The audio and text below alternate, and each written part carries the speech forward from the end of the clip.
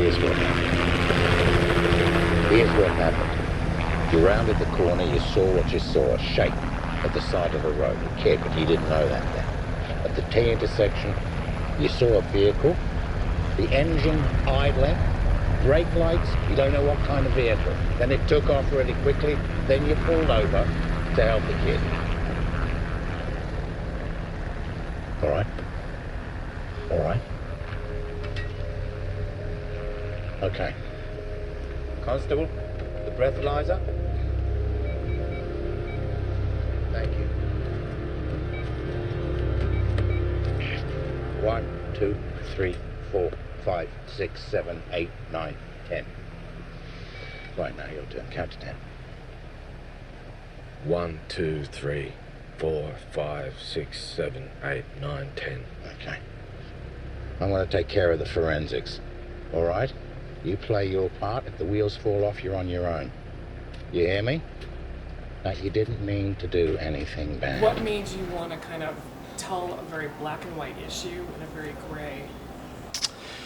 Well, that was it, really. I mean, I was very interested in questions of morality and ethics, you know, and surrounding this whole, you know, accident of my character commits this sort of accidental crime, hitting this child and lying in the aftermath. And what I realized was it became, the story became this question of the way I think I or other people also evolve through life, which is that we do see things very clearly in black and white terms.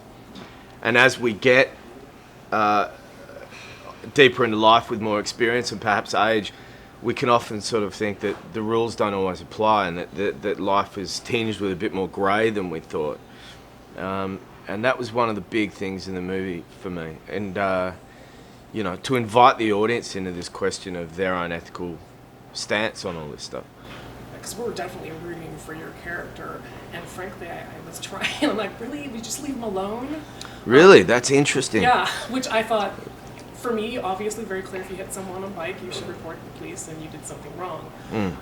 Did you do any research as far as investigative work and just seeing how the police? Because it seemed very authentic. The way we had the detectives. We hung out with some detectives who were great, and they ran their eyes over the script, which was very important to us.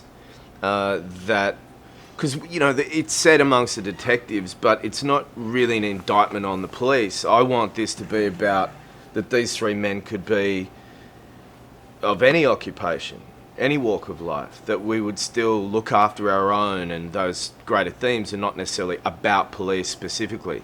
But considering it was written about the police, yes, we hung out with these guys, and they gave us their 2 cents, as we say, on the script. Did you do any research for your part?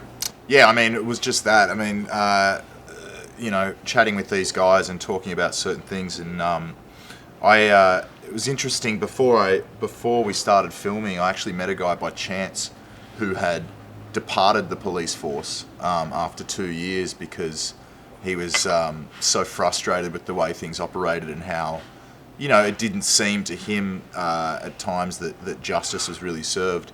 And that was fascinating to me, that, you know, because it seems like such a noble profession and something that, you know, a lot of young kids kind of, you know, aspire to be one day and all this sort of thing. And I'm sure as was the case with him, and yeah, it kind of wasn't all, you know, he was in a position where he didn't feel like he could actually get the job done, and got out of there. And I found that very interesting, you know, in comparison to my character's journey, just because of the kind of roadblocks within that system that he's up against. You probably have, if I was to pick a police partner for myself, I would pick Tom. Talk about working off him, and he's just a brilliant actor. Yeah, he is. Have him as your partner. Yeah, he's a fantastic actor, and I think we were all thrilled to learn that he was going to be part of this movie. And look, yeah, it was just a treat, really. It was wonderful. I mean, we spent a lot of days riding around in that Commodore together, and he's just, I mean, the fascinating thing about a guy like Tom is that just, you know, how hardworking he still is. He's by no means kind of phoning it in. He would often tell me how the last thing on earth he really wanted to do was come to Australia and make some film. But the second he read this script, he was, you know, he just knew that it was a story he wanted to be a part of telling. And just so invested and great. He had some great advice for me, and it was a real treat. Did you take the advice? I'm trying to actively. I would imagine very, very profound advice that would be difficult to follow. He's pretty straight. He doesn't mince words. No. When you're writing a film like this, is it easier for you to then get into a role that you know so well? Does that make it more difficult for you? To be honest, I find it a little tricky in that, there's all sorts of things. One is that you're on set with other actors who you're worried are going to be, concerned that you're going to be too precious with the script. And to me, a script is a starting point for what the movie needs to be. But also, as an actor, when I've been writing this stuff for a long time, and the evolution of the script was over a period of maybe 5 years. So then suddenly you're on set speaking these words that you wrote years ago. It's always funny, you talk to actors and they go, today I've got to shoot the audition scene, which means that they did an audition, probably said those same words over and over and over again. They got the job, and then they're on set, and now they've got to shoot the scene they did in the audition, and they're terrified because they feel like it's already been shot. So I guess there's that.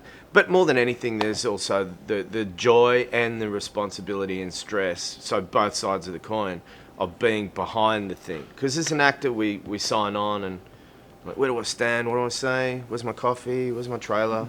There's a certain distance you have, Something in me is a bit masochistic when it comes to filmmaking, because I could definitely leave it all behind, but I choose to do it. What does it feel like to be a hero?